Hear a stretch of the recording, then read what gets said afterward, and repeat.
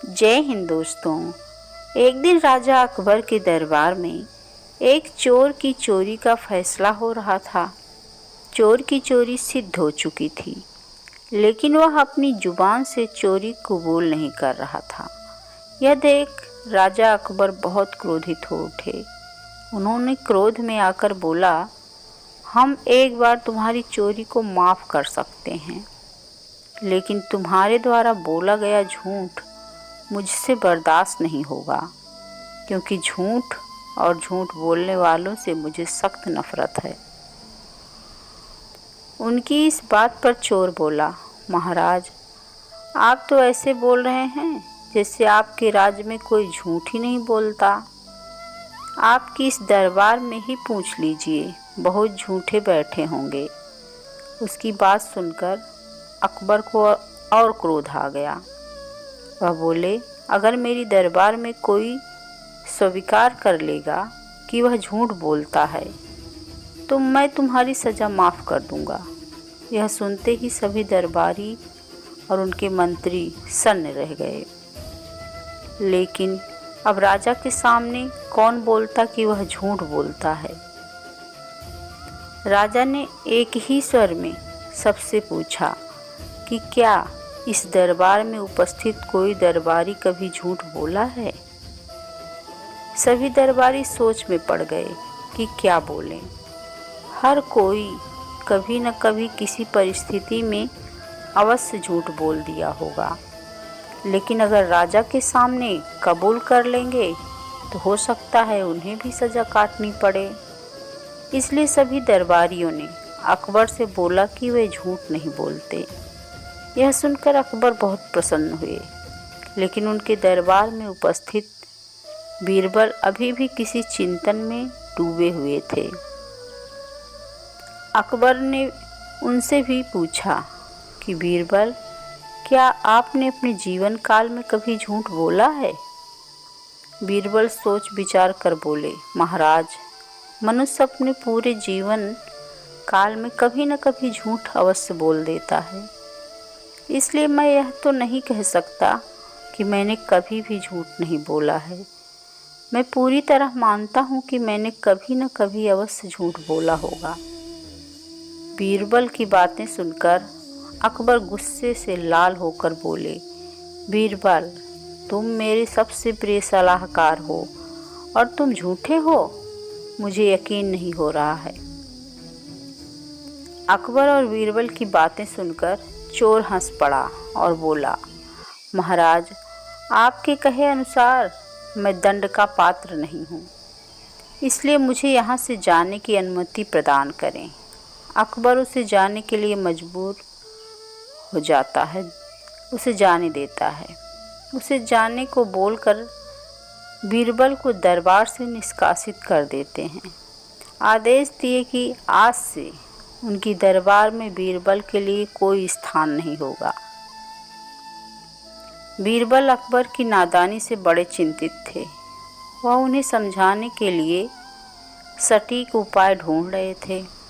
वह चिंतन करते करते एक दिन अपने घर में बैठकर बोरी से गेहूं निकाल कर चक्की में गेहूं पीस रहे थे। अचानक उनके हाथ में एक जौ की साबुत बाल आ गई। उस जौ की बाल देखकर उनके मन में योजना आई। यह जौ की बाल लेकर बीरबल एक सोनार के पास गए और जौ की बाल जैसी सोने की ढेर सारी आकृति बनवा लाए। अगले दिन वह राजा अकबर उनके सभी दरबारियों और मंत्रियों को अपने खेत में बुलाए।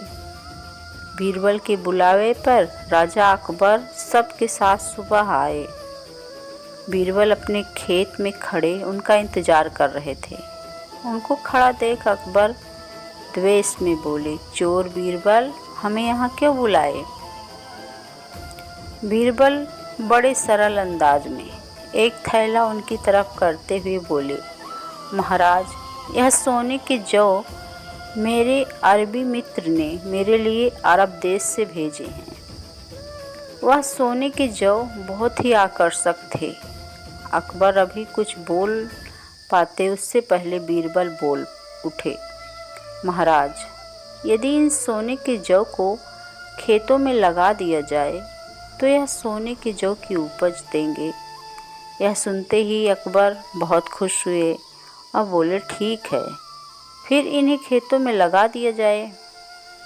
उन्हें रोकते हुए बीरबल बोले, महाराज, लेकिन इसकी एक शर्त है, इसे वही मनुष्य लगा सकता है जिसने जीवन में कभी झूठ न बोला हो। यदि कोई झूठा मनुष्य इसे लगा दिया तो उसका सिर एकदम से फट जाएगा। चूँकि मैं एक झूठा व्यक्ति हूँ, इसलिए मैं चाहता हूँ आपके मंत्रीगण जिन्होंने जीवन में कभी झूठ नहीं बोला वो आगे आएं और यह बीज लगाएं। यह सुनते ही अकबर के साथ आए सभी मंत्री और दरबारी, जो उस दिन सभा में कभी झूठ नहीं बोलने की बात स्वीकार की थी, सभी 2 कदम पीछे हट गए। उन्हें देखकर अकबर समझ गए कि ये सब दरबार में झूठ बोल रहे थे। उन्हें पीछे हटता देख वह बहुत क्रोधित हुए, लेकिन उनका गुस्सा शांत कराते हुए बीरबल दोबारा बोले, कोई बात नहीं महाराज, ये लोग स्वतः स्वीकार कर लिए कि ये कभी न कभी झूठ बोले हैं, लेकिन यह फसल अभी भी लगाई जा सकती है। इन्हें आप स्वयं अपने हाथों से लगा दीजिए, आप भी तो कभी झूठ नहीं बोले हैं। यह सुनकर अकबर सोच में डूब गए। उन्हें भी अपने सिर की चिंता थी। उन्होंने चिंतन किया और बोला, मुझे ऐसे तो याद नहीं आ रहा है कि मैंने कभी झूठ बोला है, लेकिन मैं दावे के साथ नहीं कह सकता कि मैं अपने जीवन काल में कभी झूठ नहीं बोला होऊंगा। फिर वह बीरबल को गले लगाकर अपनी गलती स्वीकार किए। बीरबल को राज दरबार में ले जाकर सम्मानित किए और उनके समझाने के तरीके की प्रशंसा की।